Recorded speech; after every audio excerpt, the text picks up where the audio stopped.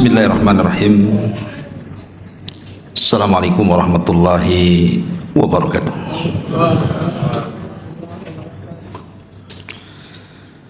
Alhamdulillah wassalatu wassalamu ala Rasulillah wa ala alihi wa sahbihi wa mawalah wa la hawla wa la quwata illa billahi wa ba'd. Alhamdulillah, segala puja dan puji hanya milik Allah subhanahu wa ta'ala.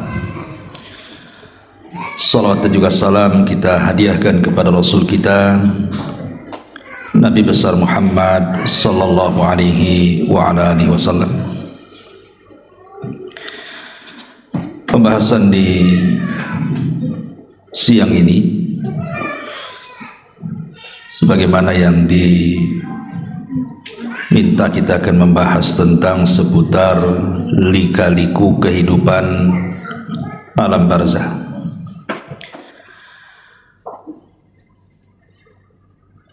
Sesuatu yang harus dipahami dan diyakini adalah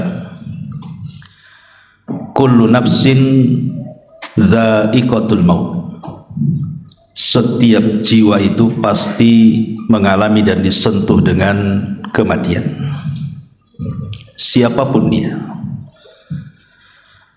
Tidak orang baiknya, tidak orang jahatnya, tidak para nabi, tidak pula orang-orang sombong. Semua tersentuh dengan kematian. Hatta Namrud sekalipun yang mengatakan di hadapan Ibrahim, ana uhyi wa umit. Kata Namrud, saya bisa menghidupkan dan bisa mematikan. Pertanyaannya, di mana Namrud sekarang? Yang katanya dia bisa menghidupkan dan mematikan, mati juga dia. Artinya tidak ada yang selamat dari kematian. Sehingga Allah subhanahu wa ta'ala sampai mengatakan, aynama takunu yudrikumul mautu walau kuntum fi burujim musayyadah. Dimanapun kalian berada, kematian itu pasti mengejar kalian, walaupun kalian di balik benteng yang sangat kokoh sekalipun. Artinya tidak ada manusia yang selamat dari kematian. Dan kematian itu satu, yang banyak itu sebabnya. Karena orang mati itu kan sebabnya macam-macam. Ada yang ketabrak mati, ada yang terkena runtuhan mati, ada yang tenggelam mati, ada yang dibunuh mati, ada yang tidak ngapa-ngapain, duduk di kursinya aja dia bisa mati. Jadi yang bermacam-macam itu sebabnya, matinya satu. Lah kematian itu sebenarnya hanya perpindahan alam saja, dari alam dunia menuju alam barzah. Disitulah ada benteng yang disebut dengan barzah. Benteng inilah yang menjadikan kehidupan setelah kematian itu menjadi gaib bagi kita. Makanya tidak bisa kita menembus alam barzah. Umpamanya sengaja kita letakkan CCTV, taruh di kuburan, kemudian kita sambungkan di handphone kita atau mungkin di laptop kita. Kemudian kita baca hadis, katanya ada malaikat mungkar dan nakir. Sampai buta mata melihat CCTV itu, nggak akan nampak mungkar nakir itu. Karena tidak bisa disamakan perkara gaib dengan perkara nyata. Perkara gaib itu cukup diimani, bukan diteliti. Karena tidak bisa meneliti perkara gaib, bagaimana caranya? Pandangan kita saja terbatas, sampai di mana kita memandang, apalagi perkara gaib. Maka kenapa di antara ciri orang yang beriman di permulaan surah Al-Baqarah itu, alladzina yu'minuna bil ghaib, orang yang beriman betul dengan adanya yang gaib. Tapi yang ingin kita bahas di siang ini adalah apakah orang-orang yang sudah meninggal itu. Ada beberapa poin. Pertama, Apakah orang-orang yang meninggal itu merindukan kita? Jadi kalau kita datang ziarah kubur, apakah mereka rindu dengan kita? Yang kedua, apakah mereka bisa mendengar apa yang kita ucapkan di atas kuburan itu? Yang ketiga, apakah kalau seandainya keluarga kita meninggal duluan, kemudian kita menyusul, kemudian ruh kita dengan ruh mereka akan saling menziarahi? Kemudian juga yang keempat, apakah kalau seandainya kita ini sedang tidur, ruh kita keluar dari jasad kita, bisa berjumpa dengan ruh-ruh yang ada di kuburan? Karena ada kan orang bercerita, saya ketemu ibu saya. Di mana? Dalam mimpi. Apakah mungkin ruh seseorang yang sedang tidur berjumpa dengan ruh yang sudah meninggal, kemudian berjumpa? Dan tentu yang tak kalah pentingnya adalah amalan-amalan yang bermanfaat bagi si mayat. Dan apakah juga orang-orang yang sudah meninggal bisa tersakiti dengan kita yang masih hidup? Dan macam-macam persoalan yang kita akan singkap nanti ke depan ini. Ma'asyiral muslimin wal muslimat rahimani wa rahimakumullah. Nabi SAW ketika menziarahi atau ketika mengantarkan jenazah bersama para sahabat, dan jenazah itu sudah dikubur, apa kata Nabi SAW? Istaghfiru li akhikum fa innahul an yus'al, atau istaghfiru li akhikum wasalu lahu at-tathbit fa innahul an yus'al. Kata Nabi SAW, mintalah kepada Allah ampunan supaya orang yang sudah dikebumikan ini diampuni dosa-dosanya, dan mintalah kepada Allah ketetapan supaya dia bisa menjawab pertanyaan mungkar dan nakir alias fitnah kubur, karena sekarang dia lagi ditanya, kata Nabi. Kemudian kalau kita melaksanakan sholat jenazah, kita tahu bahwa rangkaian sholat jenazah itu ada 4 kali takbir. Takbir pertama baca Fatihah, kan gitu ya. Kemudian takbir kedua baca sholawat Ibrahimiyah. Kemudian takbir yang ketiga membaca doa yang diajarkan Nabi. Kemudian takbir yang keempat bisa diam langsung salam, ataupun bisa kita berdoa dengan doa yang warid dari Al-Quran seperti Rabbana atina fid dunya hasanah atau doa-doa yang lainnya. Tetapi yang ingin saya bahas adalah pada takbir yang ketiga, Nabi SAW mengajarkan kepada kita doa-doa yang disunahkan untuk dibaca. Salah satunya adalah Allahumma gfir lahu warhamhu wa'afihi wa'fu anhu wa akrim nuzulahu wa wasi' madkhalahu, dan seterusnya. Ya Allah, ampuni orang ini yang sudah mati. Ya Allah, rahmati orang ini. Ya Allah, maafkan orang ini. Ya Allah, muliakan kedudukannya. Ya Allah, luaskan kuburannya, dan begitu seterusnya. Dari 2 riwayat ini bisa kita simpulkan bahwa kewajiban kita apabila sedang mengantarkan jenazah dan jenazah itu sudah dikubur, maka ada 3 doa yang dianjurkan seorang muslim dibaca sebelum pulang dari kuburan. Kalau memang kita tidak sempat ikut memegang cangkul, memasukkan tanah ke liang lahatnya, maka cukup sebelum pergi ambil 3 kepal tanah, kemudian letakkan di kuburannya, minta 3 perkara. Pertama, mintakan ampun kepada Allah. Dan ini berlaku kepada setiap yang ziarah kubur, tidak mesti yang mengantarkan jenazah saja. Umpamanya kita ziarah kubur kapan saja. Bagi laki-laki kan sunnah, ziarah kubur itu kapan saja. Tapi bagi perempuan tidak disunnahkan kecuali sekali-kali, karena Rasulullah SAW melaknat wanita-wanita yang sering ziarah kubur. Tapi kalau sekali-kali boleh. imam yang mengantarkan jenazah atau yang berziarah kubur, jangan lepaskan 3 doa ini. Pertama, minta ampun kepada Allah agar orang yang dikubur itu diampuni dosa-dosanya. Berdasarkan hadis istaghfiru li akhikum, mintakan doa ampunan untuk saudaramu. Yang kedua, minta kepada Allah Subhanahu wa taala agar orang yang dikubur itu ditetapkan jawabannya. Karena ada hadis yang panjang sekali dari hadis Bara bin Azib radhiyallahu anhu. Ketika Nabi SAW menunggu liang lahat selesai digali, Rasul bercerita di hadapan para sahabat tentang kematian seorang mukmin. Bagaimana ruhnya ketika dicabut dari jasadnya. Lah salah satu lafaz dari hadis itu, ketika ruh itu sudah diangkat ke langit dengan catatan amalannya, Allah katakan kembalikan ruh ke dalam jasadnya, tapi angkatlah catatannya ke tempat yang paling tinggi di Iliyin, di sorga.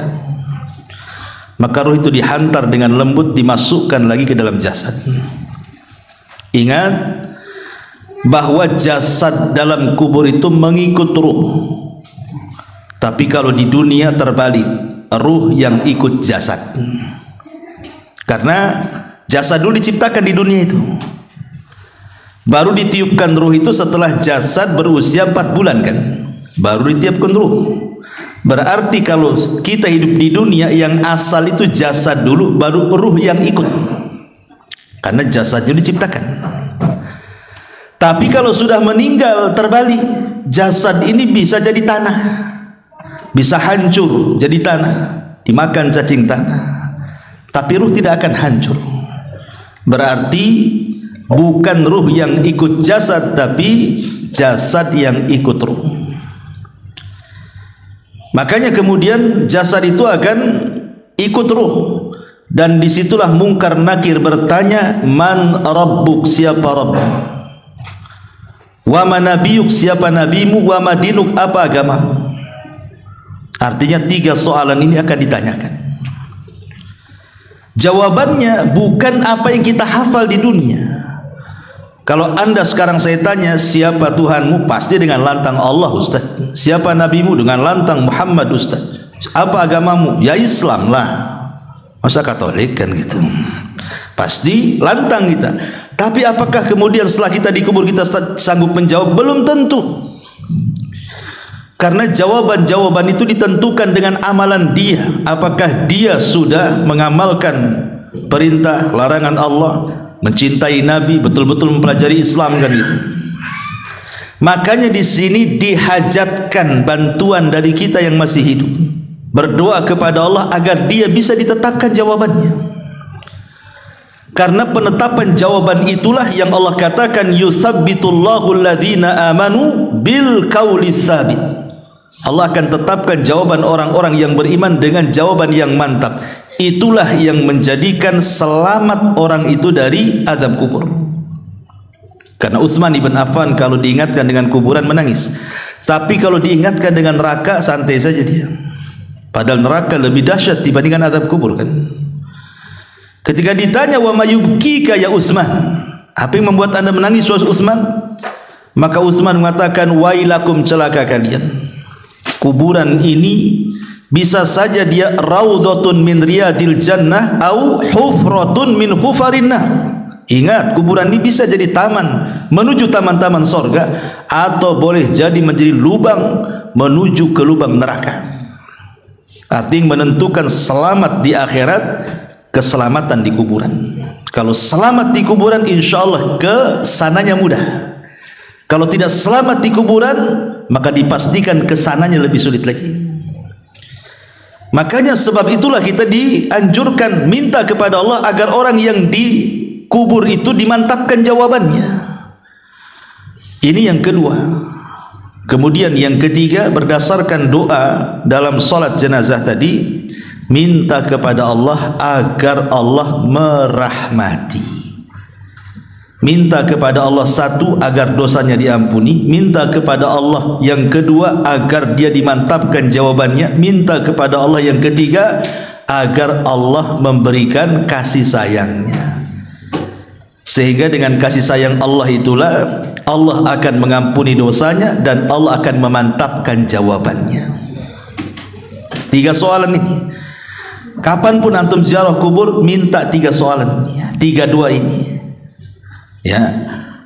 Datang ke kuburan, kemudian ucapkan salam, kemudian mendekat kuburan, dan jangan bakhil, jangan datang ke kuburan itu mendoakan orang yang dikubur itu saja.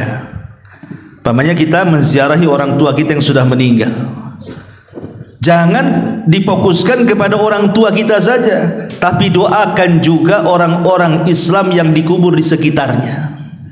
Makanya ada doa yang diajarkan Al-Quran, Rabbana ighfir lana wa li ikhwanina alladhina sabaquna bil iman.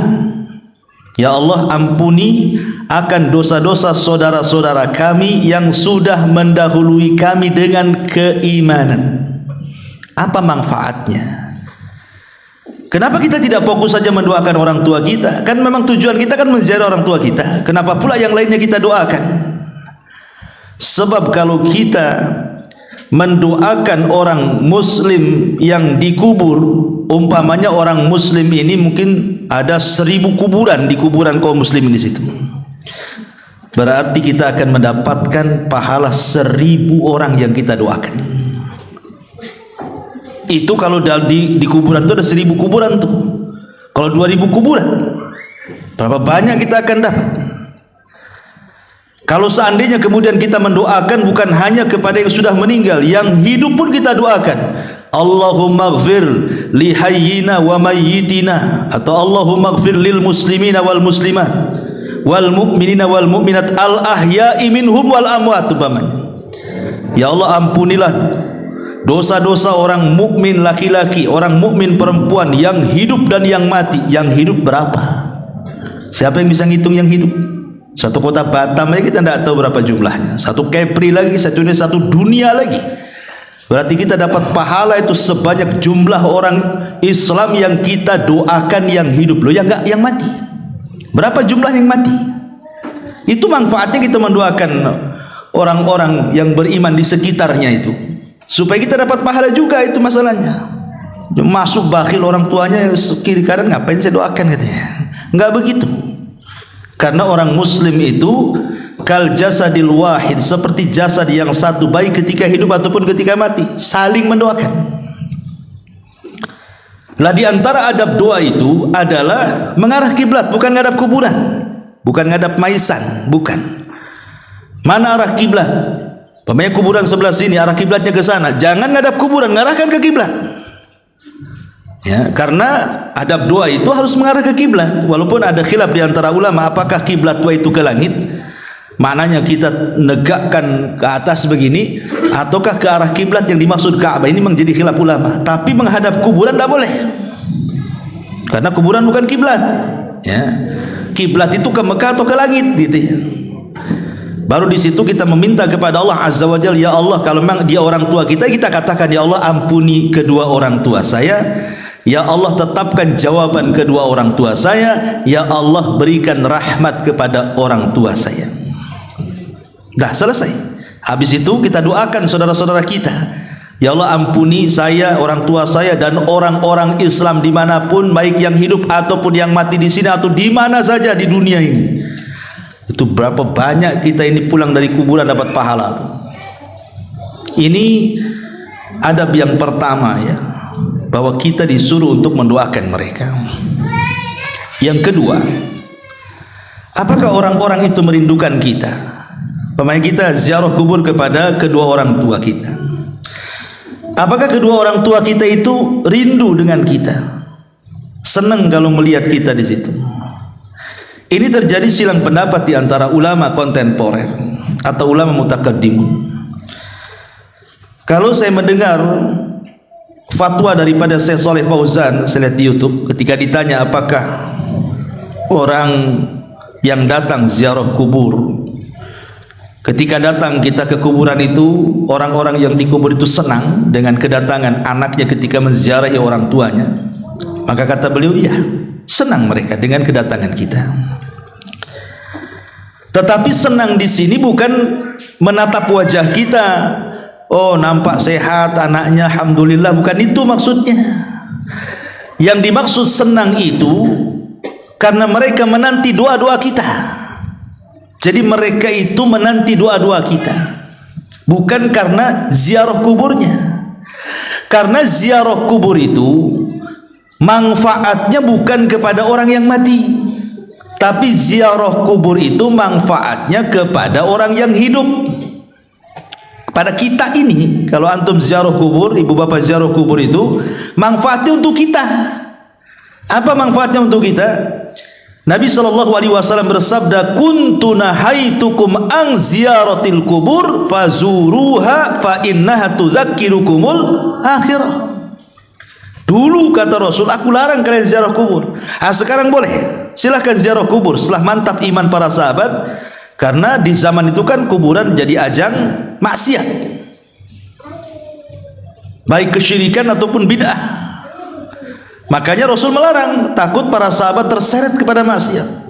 Tapi setelah kokoh keimanan para sahabat, Rasul mengatakan fazuruha, sekarang kalian ziarah kubur silahkan.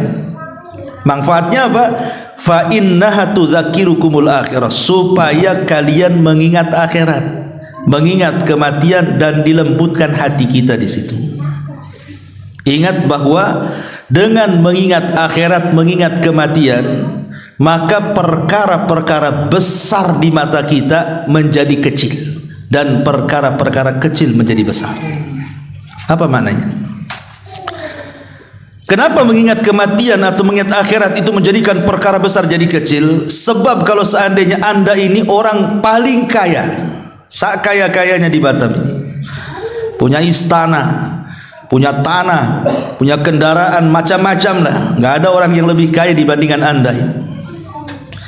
Ketika kemudian datang ke kuburan, melihat kuburan, kemudian berpikir saya juga akan mati seperti dia, apa gunanya kekayaan kalau begitu? Kekayaan apa gunanya? Hidup di istana kalau ingat mati, apa gunanya istana? Mau ditinggal juga. Akhirnya kemudian dia pun tidak menganggap itu perkara besar, karena akan ditinggal dengan kematian kan. Itulah kenapa mengingat kematian itu mengecilkan yang besar ataupun membesarkan yang kecil. Pamannya dia orang susah, tidak sekaya orang-orang kaya. Dengan mengingat kematian itu perkara kecil jadi besar. Nggak apa-apa, hidup di dunia kan nggak lama, nanti ada kehidupan yang lebih baik, yang lebih hebat, yang lebih megah, itulah sorga. Akhirnya dia tidak memikirkan kemiskinannya. Dari situ muncullah redha dengan pemberian Allah. Ujung-ujungnya ke situ. Dan puncaknya adalah memahami hadis Nabi SAW, man asbaha aminan fi syirbihi mu'afan fi jasadihi walahu qutu yaumihi faka'annama hizat lahu dunya bihadafiriha, kata Rasul. Orang kalau sudah mengingat kematian, walaupun dia susah hidupnya, yang penting ketika bangun di pagi hari aman keluarganya, gak ada yang menyakiti, sehat badannya, gak ada penyakit yang menimpanya, adalah makanan yang dimakan untuk hari itu seolah-olah sudah menggenggam dunia dengan segala isinya. Karena manusia itu di dunia cari apa kalau nggak tiga perkara ini kan? Pertama, aman. Orang itu pengen aman, suami pengen aman dari istri, istri pengen aman dari suami, orang tua pengen aman dari anak, anak pengen aman dari orang tua, orang pengen aman dari tetangga, tetangga pun pengen aman dari kita. Nggak ada ketakutan, nggak ada yang ngancam, nggak ada yang membuat takut, nggak ada takut disakiti, dihasadi. Orang kan pengen aman hidup itu. Sebab kalau aman itu tenang hati, itu yang dicari orang. Sampai-sampai orang itu sampai pindah perumahan itu gara-gara diganggu tetangganya karena nggak aman kan, terpaksa pindah rumah dia. Ya. Yang kedua, sehat badannya. Apalagi kalau sudah faktor UU tuh, yang sudah 40, 50, itu kalau bangun nggak ada yang sakit udah seneng sekali itu. Tapi kalau bangun pinggang sakit, kaki asam urat, itu stres tuh. Ya, kolesterol naik, stres orang itu. Ya. Kemudian juga ada yang dimakan. Nggak pusing, yang dimakan sudah ada, yang diminum ada. Apa yang dicari orang itu kan cuma 3 perkara. Sebab satu lolos dari 3 perkara ini nggak aman hidup itu. Contoh mamanya, badan sehat, ya kan? Tapi nggak aman. Istri disakiti suami, suami disakiti istri, nggak kerasan hidup itu. Walaupun sehat badannya. Ataupun mungkin oke lah dia harmonis rumah tangganya, anak-anaknya baik-baik, tetangganya oke-oke. Stroke pula lah dia, stres juga. Ya. Oke lah sehat badannya, aman semuanya, tak ada yang dimakan pula dia, stres juga hidup itu. Nah kalau 3-tiganya sudah ada, tenang hidup di dunia. Itulah yang dikatakan menggenggam dunia, itulah karena 3 perkara ini yang dicari manusia. Makanya kemudian kalau orang ingat mati itu, perkara besar menjadi kecil, perkara kecil menjadi besar. Karena berujung dari mengingat kematian berakhir dengan redho, dengan pemberian. Awalnya ingat mati, ujungnya apa? Redho dengan pemberian. Ah kita akan mati juga, mengapain juga sibuk-sibuk. Tenang jadinya hati. Itulah tujuan ziarah kubur itu. Makanya ini bapak-bapak ini kalau sudah kasih mak-maknya ajak shopping, belokkan aja ke Tamiang tuh. Ya, ajak yuk kita ke Top Cepe Batu Aji, tapi ngarahnya ke kuburan Tamiang. Ah ini bu, Top Cepenya ada di sini. Gitu. Mau mati atau mau hidup kan itu. Supaya lembutlah hati itu. Jangan asih dunia terus. Jadi ziarah kubur itu manfaatnya untuk siapa? Untuk kita yang berziarah, bukan untuk orang mati. Orang mati itu bermanfaat kalau kita berdoa. Doanya itu yang manfaat. Itulah yang membuat penghuni kubur senang dengan kedatangan kita maksudnya. Ini satu pendapat ya. Tetapi Syekh bin Baz rahimahullah ta'ala yang saya baca dalam fatwanya, dia tawakuf dalam masalah ini. Apakah kemudian kalau kita ziarah kubur, penduduk kubur itu senang atau tidak senang? Kita tidak bisa mengatakan iya ataupun tidak, karena ini perkara gaib masalahnya. Perkara gaib itu tidak bisa ditetapkan kecuali dengan dalil. Kalau tidak ada dalil, tawakuf. Tapi yang jelas bahwa okelah kita tidak mengatakan dia senang ataupun tidak senang, tapi yang namanya doa bagi para penziarah kubur untuk para penghuni kubur itu, itulah yang disepakati para ulama sampainya pahala kepada orang yang meninggal. Kan amalan-amalan nanti saya jelaskan. Amalan-amalan itu kan banyak tuh yang bermanfaat kepada untuk orang yang sudah meninggal itu. Tetapi dari seluruh amalan itu yang ada 8 tuh ataupun 10 amalan itu, yang disepakati cuma 2. Maksudnya tidak ada khilaf ulama. Kalau kita lakukan pasti sampai kepada orang yang meninggal. Apa itu? Pertama doa, dan yang kedua sedekah. Cuma 2 ini. Ini sepakat. Tidak ada khilaf ulama. Adapun menghajikan orang yang sudah meninggal, korban untuk orang meninggal, baca Quran untuk orang meninggal, ini masih khilaf. Ada perselisihan ulama. Ada yang mengatakan sampai, ada yang mengatakan tidak sampai, wallahu a'lam. Tapi yang disepakati jelas-jelas dalilnya berdasarkan nas gitu ya. Doa pasti sampai. Yang kedua sedekah pasti sampai. Kenapa? Karena ada hadisnya. Idza mata ibnu Adam in qata amaluhu illa min salasin, sadaqatin jariyah. Lihat sedekah yang mengalir. Kemudian au ilmin yuntafa'u bihi, ilmu yang bermanfaat, au waladin salihin yad'u, anak yang soleh yang mendoakan. Maka sedekah dan doa itu sepakat sampai. Jadi kalau kita ingin ngirim pahala kepada orang yang meninggal, yang jelas-jelas ini berdoa, tidak mesti di kuburan. Doa itu di mana saja akan sampai, dan jangan diyakini doa di kuburan lebih sampai dibandingkan doa di masjid. Tidak ada keyakinan seperti ini. Justru di masjid dia lebih afdal kalau berdoa, kan udah rumah Allah, tempatnya bersih gitu ya. Tapi ziarah kubur itu berdoa di situ ada nilai plusnya, mengingat kematian, melembutkan hati, mengingat akhirat. Makanya di antara salam kepada penduduk kuburan itu salah satu lafadznya wa inna bikumul lahikun, kami juga akan menyusul kalian.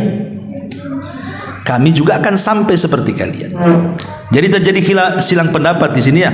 Apakah penduduk kuburan itu senang ataukah tidak senang? Ada yang mengatakan senang seperti fatwanya Syekh Shalih Fauzan, ada yang mengatakan tawakuf seperti Syekh bin Baz gitu ya. Ya, kalau ulama dulu yang mengatakan seperti Syekh Al-Imam Ibnul Qayyim dalam kitabnya Ruhiyah senang. Dan juga gurunya Ibnu Taimiyah rahimahullah mengatakan senang. Mereka senang dengan kedatangan kita. Kemudian kita, karena mereka menanti doa kita, bukan senang ingin lihat wajah kita. Percuma juga kalau kita datang nggak mendoakan, ngapain juga kan begitu.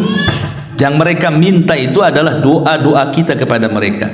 Doa seperti apa? Ya 3 tadi doanya yang didoakan itu. Mintakan ampunan, mintakan ketetapan, mintakan rahmat. Itu 3 doa, habis sudah selesai itu. Itu yang kita minta kepada Allah Azza wa Jalla. Doa panjang, intinya cuma 3. Minta ampun, minta rahmat, minta ketetapan. Ya. Taib ma'asyiral muslimin wal muslimat rahimani wa rahimakumullah. Kemudian juga, apakah kalau seandainya seseorang yang berziarah kubur tadi, apakah kemudian orang itu merindukan? Nah, sekarang pembahasan selanjutnya, apakah kalau kita ini datang ke kuburan kemudian kita berbicara sesuatu dengan orang yang dikubur itu, mereka mendengar pembicaraan kita ataukah tidak? Ini juga menjadi polemik para ulama. Apakah si mayat itu mendengar orang yang hidup ataukah tidak mendengar orang yang hidup? Taib. Pertama, bahwa sebagian ulama mengatakan mereka mendengar. Seperti Imam Ibnul Qayyim rahimahullahu taala mengatakan mendengar dalam kitab Ruh. Alasannya satu, karena ada hadis Nabi sallallahu alaihi wasallam terdapat dalam Sahih Bukhari Muslim. Nabi SAW mengatakan tentang orang yang sudah meninggal. Apa kata Rasulullah? Innahu la yasma'u safqa ni'alihim idan saraf. Jadi orang-orang yang dikubur itu mendengar suara langkah terompah kita itu, suara sandal kita itu mereka dengar. Sampai kemudian sayup-sayup kita keluar dari kuburan baru hilang, baru mereka tidak mendengar lagi. Jadi ada nas bahwa mereka mendengar suara terompah. Berarti kan mendengar mereka. Ini satu riwayat. Riwayat yang kedua, ketika terjadi perang Badar, banyak tokoh-tokoh musyrik itu dibantai oleh kaum muslimin, seperti Abu Jahal atau Amr ibn Hisham, kemudian Umayyah ibn Khalaf, kemudian Syaibah, kemudian Al-Walid. Banyak tokoh-tokoh Quraisy itu yang meninggal di perang Badar. Lah ketika kemudian bangkai-bangkai tokoh-tokoh musyrik ini akhirnya diletakkan di sebuah lubang, sebuah sumur, dilempar ke dalam lubang. Ya. Tiba-tiba kemudian Nabi SAW mendekati lubang Badar itu, yang di situ bangkai-bangkainya orang-orang tokoh-tokoh musyrik sekelas Abu Jahal, Umayyah dan CS dan yang lainnya itu. Tiba-tiba Nabi SAW ngomong pula di sumur itu. Apa kata Nabi SAW? Dia mengatakan, disebutkan satu-satu tuh, ya Aba Jahl ibn Hisham, ya Umayyah ibn Khalaf. Kemudian kata Nabi SAW, telahkah sampai kepada kalian janji Allah kepada kalian? Sungguh janji Allah yang Allah janjikan kepadaku sudah sampai kepadaku, kata Umar bin Khattab. Heran, ngapain Nabi SAW ngomong di depan lubangnya bangkai-bangkai orang-orang musyrik jahiliyah itu, orang-orang musyrik, tokoh-tokoh musyrik itu. Kok Nabi kok ngomong di situ? Jadi Umar bin Khattab radhiyallahu mengatakan, ya Rasul, innahum jusas, mereka bangkai-bangkai, kenapa kau ajak ngomong, katanya. Apa kata Nabi SAW di hadapan Umar bin Khattab? Walladhi nafsi biyadi ma anta bi asma lima aqulu minhum walakinnahum la yaqdiruna an yujib. Hai Umar, engkau tidak lebih mendengar daripada aku tentang mereka. Aku ngomong itu mereka dengar, tapi mereka tak bisa jawab, katanya. Artinya kan mereka dengar di sini, karena Rasul ngajak ngobrol di situ. Ya, makanya Umar mengatakan, engkau bangkai kau diajak bicara, katanya.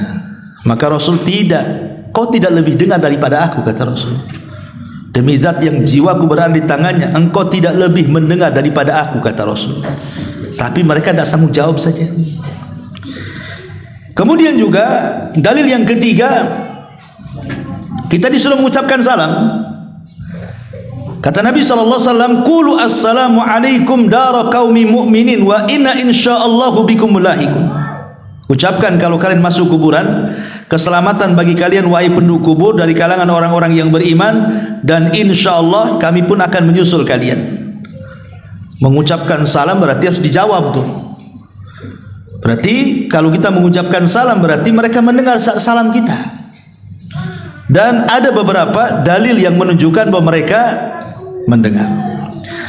Tapi bagi kelompok yang mengatakan tidak, mereka tidak dengar, mereka berdalil dengan surah Fatir ayat 22. Allah Subhanahu wa taala mengatakan, "Wa ma anta bimusmi'in man fil kubur." Hei Muhammad, engkau tidak bisa memperdengarkan orang-orang yang di kuburan itu. Ini Quran mengatakan engkau tidak bisa memperdengarkan orang-orang yang di kuburan, surah Fatir 22 itu. Dan Allah juga mengatakan, innaka la tusmi'ul maut, engkau tidak bisa memperdengarkan orang yang sudah mati. Ini dua nas Quran ini menunjukkan bahwa orang yang dikubur tidak mendengar apa yang ada di atas kubur karena mereka sedang sibuk. Orang yang dikubur loh sedang sibuk. Kalau mereka orang kafir sibuk di azab, mana bisa dia ngerekan kita yang ada di kubur? Dia sedang diazab. Ya. Kalau dia mendapatkan nikmat kubur, dia sedang bersenang-senang dengan nikmatnya, lebih nikmat di kuburan daripada senikmat-nikmatnya orang nikmat di dunia. Ngapain pula direkan orang di atas kuburan? Artinya di sini ada kelompok yang mengatakan mendengar, ada kelompok yang mengatakan tidak mendengar. Wallahu a'lam. Kita tidak bisa mengatakan mendengar, kita tidak bisa mengatakan tidak mendengar, tetapi yang jelas bahwa kita tetapkan yang berdasarkan nas saja. Mereka mendengar tetapi yang berdasarkan dalil. Maksudnya begini, yang berdasarkan dalil itu. Contoh seperti tadi, mereka mendengar suara sandal. Ini konteksnya apa? Konteks hadis bahwa orang-orang yang dikubur itu mendengar suara sandal, ini bicara soal ketika kita mengantarkan jenazah. Apabila kita mendengarkan jenazah, kemudian jenazah itu dikubur, kemudian kita pulang, mereka masih mendengar suara sandal kita. Apakah setelah kemudian kita pulang kemudian ziarah kubur dengar lagi suara sandal? Ya enggak juga kan begitu. Artinya konteksnya hanya ketika menguburkan saja mereka dengar. Apakah mereka mendengar seterusnya? Itu Allahu a'lam. Ya. Ataupun ketika kita mengantarkan jenazah dari rumah menuju kuburan. Kalau dia orang yang beriman, maka dia mengatakan kepada orang pengantar-pengantar itu, mengatakan apa? Segerakan aku, qaddimuni. Nah, kan? Karena dia mendengar suara orang yang mengantarkan dia ke kuburan kan. Tapi kalau dia orang jahat, dia mengatakan, wailakum aina tadhhabun. Celaka, kau mau pergi kemana aku ini katanya? Mau dibawa kemana aku ini katanya? Dia mendengar. Ya. Nah, itulah yang dinaskan. Jadi maksudnya di sini, apakah mereka mendengar seterusnya ataukah mendengar sesuai dengan nas? Menurut Syekh Utsman Khamis yang saya dengar di YouTube, bahwa kalau melihat dalil yang mereka mendengar secara nas saja, tidak seterusnya mendengar. Ya, walaupun kita tidak menafikan ada yang berpendapat mendengar terus. Kalau kita datang dan kita bicara mereka tahu. Ada yang mengatakan sama sekali tidak mendengar. Intinya ini menjadi ranah khilaf ulama. Ya, tapi yang selamat adalah kita tidak mengatakan mendengar, ya kita juga tidak mengatakan tidak mendengar. Kita ikut dalil saja.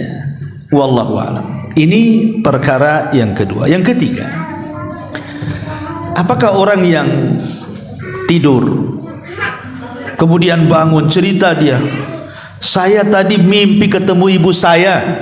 Kan ada yang gitu tuh ya.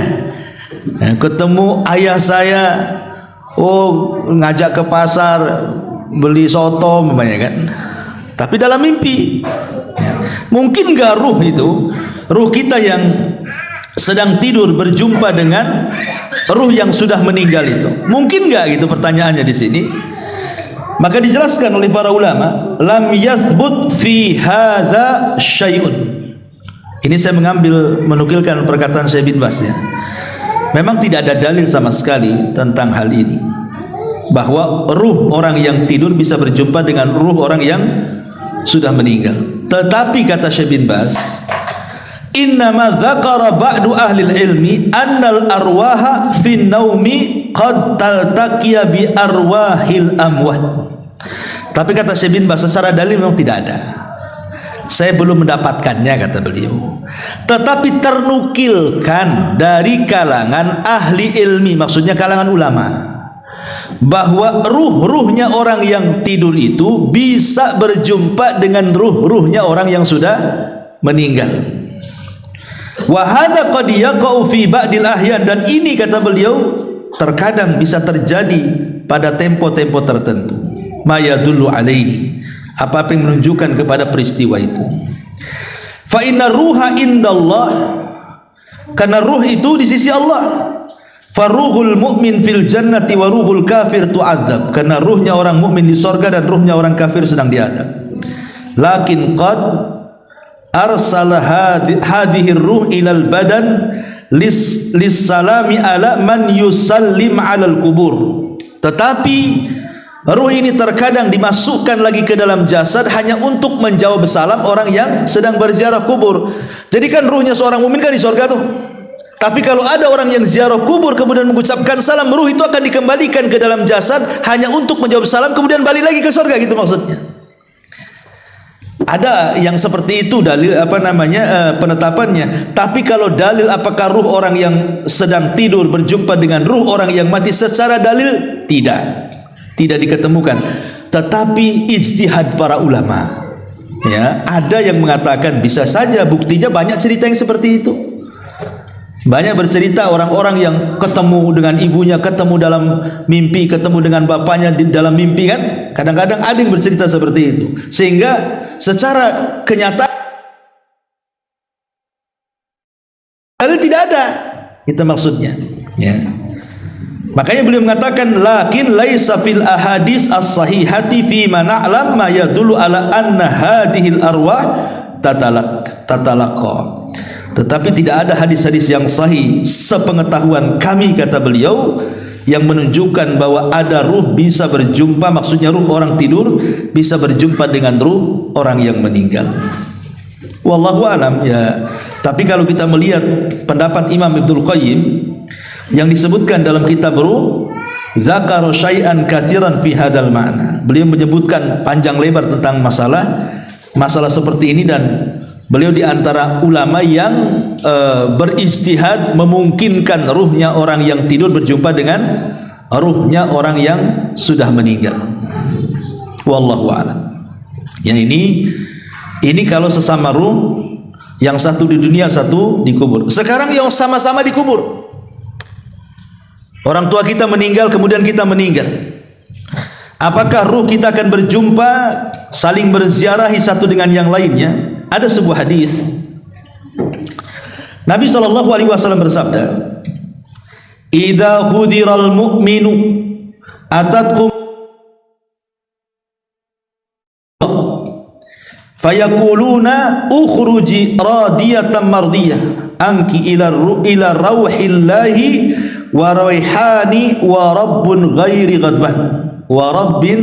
ghadban fatakhruju ka'atiya birihil miski hatta innahu la yunawiluhu ba'duhum ba'dha hatta ya'tuna bihi babas sama fayaqulun ma atiyaba hadhihi rih allati ja'atkum minal ardi fayatuna bihi arwahal mu'minin falahum ashaddu farahan bihi min ahadikum bighaibihi yaqdamu alaihi fayas'alunahu madza fa'ala fulan fayaquluna da'uhu fa innahu kana fi gham. Apabila seorang mukmin telah mendekati ajalnya, para malaikat rahmat datang menemuinya dengan membawa sutra putih. Mereka berkata, keluarkan ruh dengan redha dan diridhai Allah menuju rahmat Allah, baunya harum dan Rabb yang tidak pernah murka. Lalu ia keluar dengan bau misik yang paling harum sehingga sebagian mereka berebut dengan sebagian yang lainnya, maksudnya para malaikat, untuk mendapatkannya.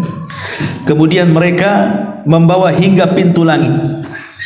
Penduduk langit berkata, alangkah harumnya bau yang kalian bawa ini dari bumi, ini ruhnya siapa? Lalu mereka datang dengannya menemui ruh-ruh kaum mukminin. Mulai di sini syaitnya nih.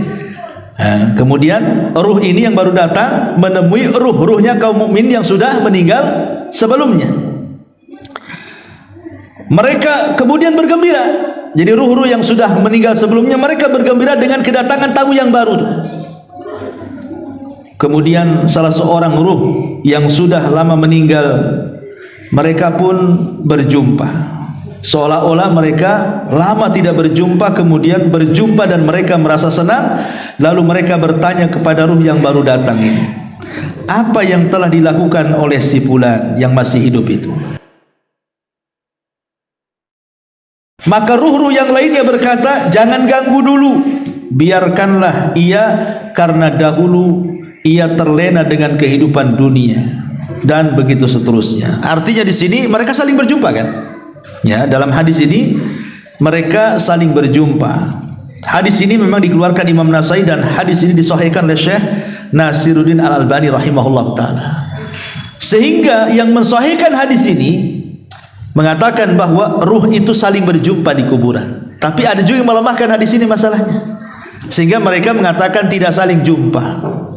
Soal jumpa atau tidak saling jumpa ini perkara gaib lah kan gitu ya. Yang jelas bahwa ruh-ruhnya orang yang beriman yang sudah biasa. Kalaupun mereka berjumpa itu bagian daripada nikmat kubur kan itu. Tapi ini hanya berlaku kepada ruhnya orang yang beriman. Bagi yang berpendapat bahwa ruh itu akan berjumpa dengan ruh yang lain, maksudnya ruhnya orang yang beriman. Ruhnya orang kafir sedang diazab, macam mana dia akan jumpa? Dia aja nggak bisa keluar dari azab. Mereka sedang diazab dengan azab kubur, mereka sedang di neraka. Macam mana mau jumpa kan gitu ya? Dengan keluarganya. Maksudnya di sini yang kalaupun kita berpendapat bahwa mereka saling menziarahi, seperti pendapat Imam Ibnul Qayyim rahimahullahu taala dalam kitabnya Ruh, maksudnya adalah ruh-ruhnya orang yang beriman. Ruh-ruhnya orang yang beriman. Ya, seperti mamanya bayi yang meninggal. Kemudian orang tuanya menziarahi kuburannya. Ya. Terkadang kan ada orang tua itu kepikiran kan, ketika anaknya meninggal itu kan udah kepikiran macam-macam tuh. Apalagi kalau hujan, cemana anak saya kehujanan katanya. Kalau pas panas, semana anak saya kepanasan. Macam-macam tuh. Ada orang tua itu apalagi kalau gelap-gelap, cemana anak saya nggak ada listrik pula di kuburan. Gitu. Makanya kadang-kadang ada orang berpikir naruh lilin pula di atas kuburan anaknya itu kan. Percuma saja, ngapain naruh lilin itu? Saya pernah lihat ada lilin, lebih parah pula kasih payung pula di situ itu. Dan itu rata-rata di kuburan anak-anak tuh. Ada lilin, ada payung. Ya mungkin karena orang tua kepikiran, cemana kalau malam gelap taruh lilin, cemana kalau kehujanan kasih payung supaya nggak kehujanan, nggak kepanasan. Nggak ada guna. Ya. Lilin dan payung lo nggak ada guna di kuburan itu. Nggak ada hubung kait dengan alam kubur, dengan alam dunia ini. Sebenarnya yang dikhawatirkan itu bukan bayi yang meninggal. Bayi yang meninggal itu langsung dimasukkan ke sorga kan itu. Karena di antara kelompok-kelompok yang akan terhindar dari fitnah kubur, maksudnya tidak ada pertanyaan malaikat mungkar dan nakir, itu salah satunya bayi-bayi yang meninggal itu. Mereka tidak akan ditanya. Walaupun jumhur ulama mengatakan mereka ditanya, tapi pendapat yang kuat wallahu alam mereka tidak ditanya. Karena ada beberapa orang yang tidak akan terkena fitnah kubur. Salah satunya para nabi. Para nabi tidak akan ditanya. Objek pertanyaannya siapa nabimu? Masa nabimu ditanya lagi? Siapa nabimu? Ya saya kan. Kan nggak mungkin juga kan itu ya. Nabi tidak mungkin ditanya karena dia objek pertanyaan. Para sidikin tidak mungkin ditanya. Para syuhada tidak akan ditanya.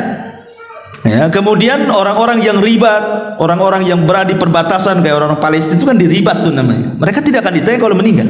Termasuk juga bayi-bayi yang meninggal, termasuk orang gila tidak akan ditanya.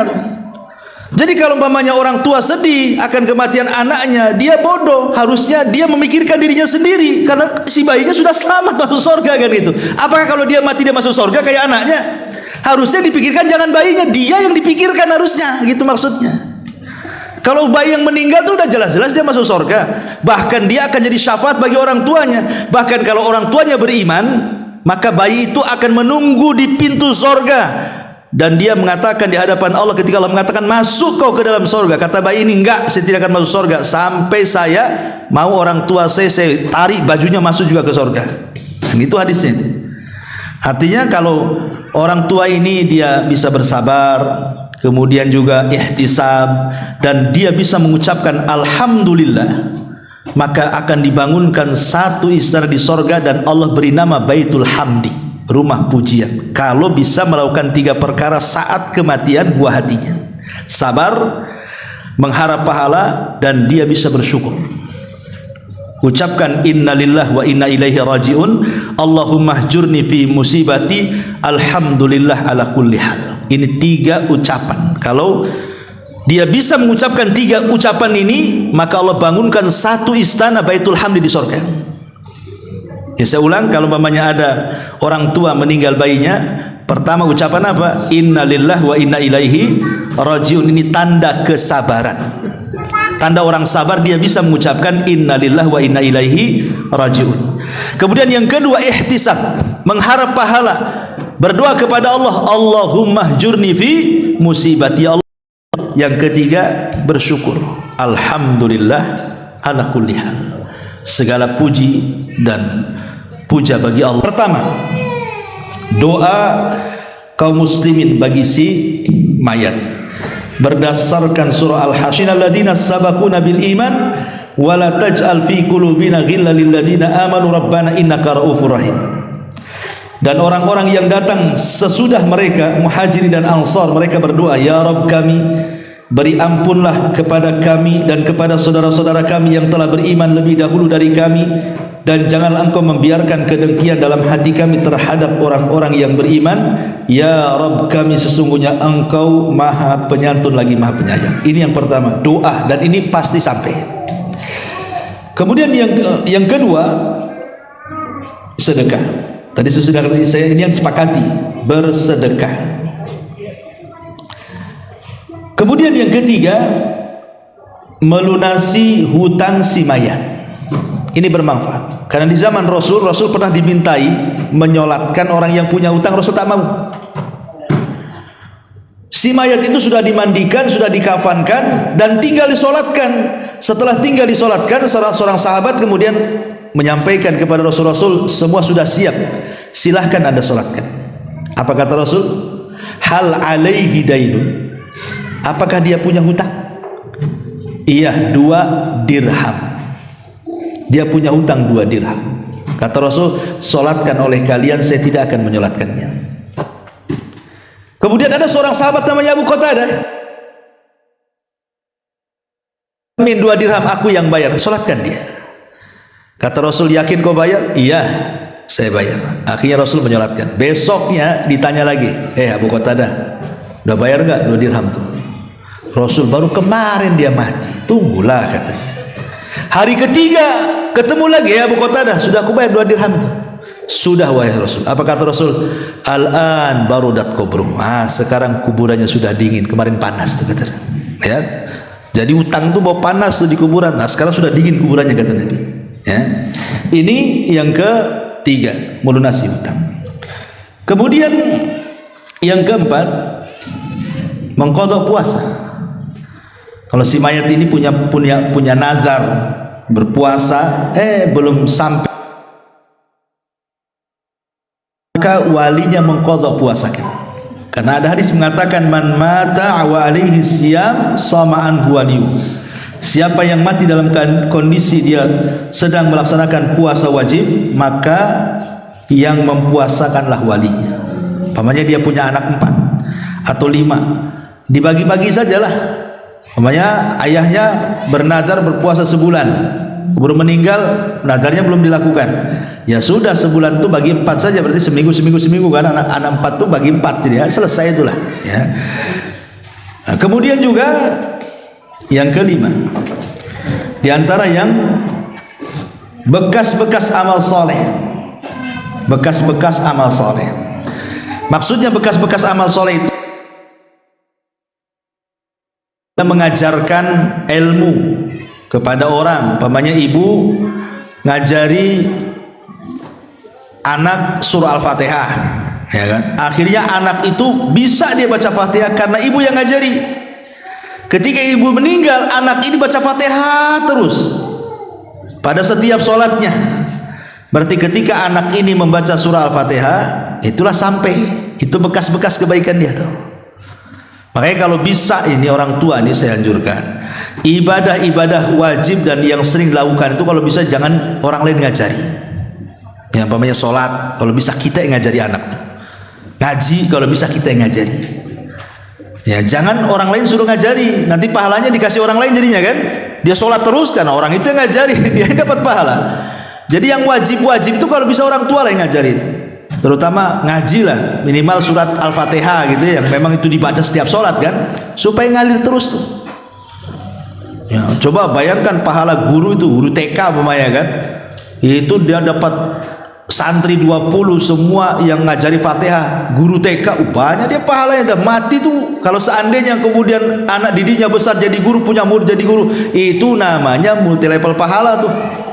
Sampai itu namanya baqiyatus salihah, namanya bekas-bekas amal soleh itu akan sampai kepada si mayat. Artinya di dalam hadis itu aw ilmun yuntafa'u bihi, atau ilmu yang bermanfaat itu namanya ya, itu baqiyas salihah. Kemudian juga yang bermanfaat adalah menghajikan. Dan ada riwayat seorang anak ingin menghajikan orang tuanya, kata Rasul, hajikan saja. Ya, artinya sampai orang yang menghajikan kepada orang yang meninggal. Adapun tentang qiraatul Quran, bacaan Quran ini menjadi khilaf panjang ulama nih. Apa kalau kita baca Fatihah, baca Al-Baqarah, baca apa kepada orang tua itu sampai atau tidak? Ada yang mengatakan sampai, ada yang mengatakan tidak sampai. Tapi kalau yang dimaksud yang saya dengar dari beberapa ulama itu bukan menghadiahkan bacaan, bukan, tetapi menghadiahkan pahala setelah kita membaca. Kita baca dulu Qurannya. Setelah kemudian selesai baca Quran, kita mengatakan, ya Allah, kalau tadi bacaan Quran itu Engkau kasih aku pahala, aku kirimlah pahala ini kepada orang yang kucintai, orang tua saya. Itu namanya tawasul dengan amal soleh, tawasul dengan bacaan Quran. Ya, bukan dengan bacaannya, karena belum tentu dapat pahala kan masalahnya. Apalagi orang-orang yang manggil orang pamannya nih, baca Quran di rumah untuk orang mati. Pertanyaannya, apakah orang yang Anda panggil membaca Quran itu dia dapat pahala atau tidak? Bisa saja nggak dapat pahala, karena tujuan orang yang dipanggil itu jangan-jangan hanya ingin dapat duit saja kan. Saya disuruh ke sana untuk baca Quran, pikiran dia saya digaji di situ. Orang baca Quran digaji nggak dapat pahala, kalau nggak dapat pahala apa yang mau disampaikan?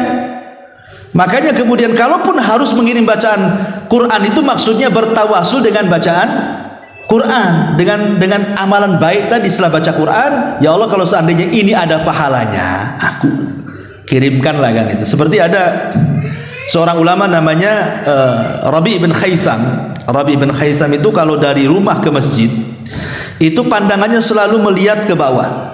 Kalau ada paku, ada beling, ada jarum, ada lidi, ada pokoknya kalau ganggu orang lah itu, maka dia ambil pakunya, dia ambil belingnya, kemudian disisihkan ke pinggir jalan. Kemudian dia mengatakan, ya Allah, kalau dengan membuang hal-hal yang membahayakan orang berjalan ini ada pahalanya, maka aku kirim kepada orang tuaku. Itu namanya tawasul dengan amal soleh itu. Nah, jadi nggak apa-apa, pulang dari sini tengok jalan terus, nampak ada paku turun.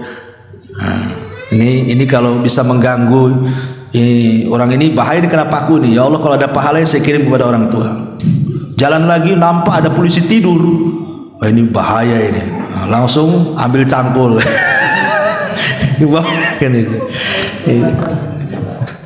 Besoknya lebih tinggi lagi polisi tidur. Intinya bahwa boleh seseorang begitu, tapi kalau yang mengirimkan bacaan, nah itulah yang jadi khilaf ulama, apakah sampai atau tidak ya. Wallahu a'lam. Ini pembahasan panjang masalah ini. Bagaimana kalau seandainya orang tua kita meninggal dunia, kita ingin berbuat baik, berbuat baik kepada orang tua yang sudah meninggal. Kadang-kadang anak ini baru menyesal ketika orang tua sudah meninggal. Kalau orang tua masih hidup tuh kadang-kadang nggak kepikir berbuat baik. Ya, tapi kalau sudah meninggal barulah kebayang kebaikan orang tua, baru terpikir ingin berbuat baik. Kan salah, harusnya ketika dia hidup kan kita berbuat baik. Sudah meninggal baru nyesel dia. Tetapi karena orang tua itu adalah sosok yang mulia bagi anak itu, tetap Allah Subhanahu wa taala masih memberikan kesempatan yang tidak sempat berbuat baik ketika masa hidupnya, ada caranya berbuat baik setelah kematiannya. Seperti apa? Satu, istighfar, lakukan. Minta kepada Allah agar orang tua kita diampuni. Dalam setiap sholat kita minta ampun kepada Allah agar orang tua kita diampuni. Yang kedua, berdoa kebaikan. Seperti tadi, doa supaya diampuni dosanya, dirahmati, ditetapkan jawabannya. Kemudian juga kalau dia punya hutang, selesaikan hutang orang tuanya. Masalah hutang piutang begini ya. Kalau orang tua kita punya hutang, apakah hutang orang tua setelah meninggal itu menjadi kewajiban bagi anak? Ini khilaf ulama. Kalau orang tua itu meninggalkan harta ya, orang tua itu meninggalkan harta banyak, maka wajib anak membayarkan dari harta dia. Wajib, nggak boleh tidak. Tapi kalau orang tua meninggalkan hutang dan dia tidak meninggalkan harta, maka tidak wajib bagi anak membayarkan hutang, kecuali hanya bab tabarruk, hanya ingin berbuat baik. Bisa dipahami ya? Jadi kalau orang tua kita ini meninggal bawa harta banyak, berarti wajib hutangnya dibayarkan dari mana? Dari harta dia, harta warisnya. Sebelum kita ambil hak warisan kita, bayarkan dulu hutangnya. Tapi kalau orang tua kita miskin, hutangnya banyak, apakah kewajiban anak yang dia kaya karena hasil dia bukan karena warisan orang tuanya wajib membayarkan? Tidak wajib. Ingat, tidak wajib. Tetapi membayarkan itu masuknya bab tabarruk. Bab tabarruk itu artinya dalam bentuk berbuat baik kepada orang tua. Karena saya di dunia kurang berbuat baik kepada orang tua saya. Sekarang orang tua saya sudah meninggalkan hutang, dah apa-apa pakai uang saya. Tapi kalaupun tidak dibayar dari harta kita tidak ada masalah, karena bukan kewajiban. Karena kewajiban itu diambil dari harta waris. Ya, ini harus dipahami. Kemudian juga yang keempat, qada'un nadhar. Kalau memang orang tua punya nadhar, laksanakan. Itu birrul walidain namanya. Atau qada'ul kafarah kalau orang tua kita punya kafarah. Termasuk juga bersilaturahim dengan orang-orang yang baik dengan orang tua kita. Orang tua kita punya teman di mana dia baik dengan temannya. Ketika orang tua meninggal, baikilah teman orang tua kita semasa hidup. Ya, maksudnya sambung silaturahim dengan dia. Nah, termasuk kalau orang tua kita suka ngasih-ngasih ya sama temennya, nah, kita kebiasaan orang tua yang baik kita lakukan juga, ngasih-ngasih. Ya, supaya kebaikan orang tua tidak hilang, kita teruskan. Nah, itu bentuk birrul walidain juga. Ya, menghormati teman orang tua gitu maksudnya. Termasuk juga berbuat baik kepada orang tua adalah ingat kebaikannya. Oh betul juga kata orang tua, kenapa dulu orang tua saya keras dengan saya, rupanya ini. Nah, ingat dia akhirnya kan dengan kebaikan orang tua. Nah, dengan itu akhirnya hilanglah dendam-dendam anak kepada orang tua. Kalau ingat kebaikannya, hilang tuh dendam itu. Ya, karena ada anak yang nggak tahu itu. Sampai mati orang tuanya masih dendam, nggak mau ziarah kubur tuh. Ya, mau apa sih ziarah kubur? Waktu hidup aja malas saya nengok muka dia. Nah itu ada durhaka itu. Ya, jadi ini diantara pembahasan yang bisa kita bahas. Ya, wallahu alam. Subhanallah bihamdika, asyhadu an la ilaha illa anta, astaghfiruka wa atubu ilaik. Allahu ta'ala.